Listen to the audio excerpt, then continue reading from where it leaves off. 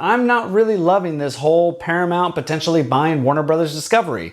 It worries me. Anytime there's a reshuffling of acquisitions and IPs and money and projects and we're focusing on streaming, we're not focusing on films. This app's important, that one's not. It worries me because while James Gunn is the head of DC Studios right now, one, could they cancel that contract? Is his contract still intact if they acquire him? Could they release him?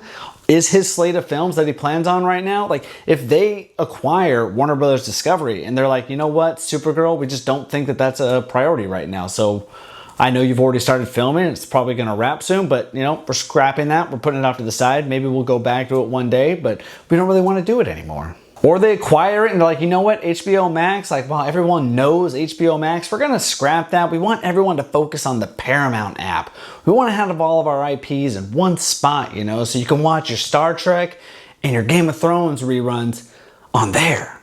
Oh, James, we know you just announced Man of Tomorrow, and I know you've got your ideas, but we're thinking, like, what if we did like a crossover with like the Picard series, you know, like maybe there's a way we can combine those universes, you know, and combine these franchises, be a huge spectacle in the theater. I know I might be a little tad extreme and worrying a little too much and exaggerating just a little bit too far, but you just don't know what's going to happen when an acquisition like this happens. You just don't know. You know, we thought the DCEU was going to continue. At least some of us did. And back then, I was and still kind of am a Snyder fan, but I'm a sane one. I'm logical.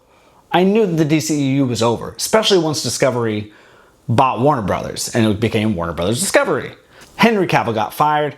That made me mad because news had come out that Henry Cavill was supposed to come back as Superman, but it was like a miscommunication and people made promises to Cavill who shouldn't have been making those promises to Cavill. So like, if there's a new acquisition, what's to say all the things that have been announced are still going to get made? It just stinks because I think as fans, we have no guarantee that these things that we're excited for now are going to happen. You know, I know I maybe exaggerated about Supergirl. I mean, that's so close to releasing. We're within a year of that releasing. That's probably not going to get put on the back burners and scrapped like, you know, the Batgirl film did. I mean, a fully finished DC film's never been scrapped before, right?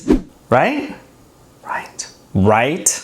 But perhaps I'm worrying for nothing. Maybe I'm overthinking it. Maybe this acquisition doesn't even happen. But with the success that Warner Brothers had this year with all their movies, I mean, they're making tons of profit and they're making very successful films and their stock's never been higher. And the whole reason Paramount wants to acquire them is because next year they could choose to split, you know, the streaming and the apps and stuff. And then you got a bidding war with all these other studios. But right now they have a chance to buy that entire company.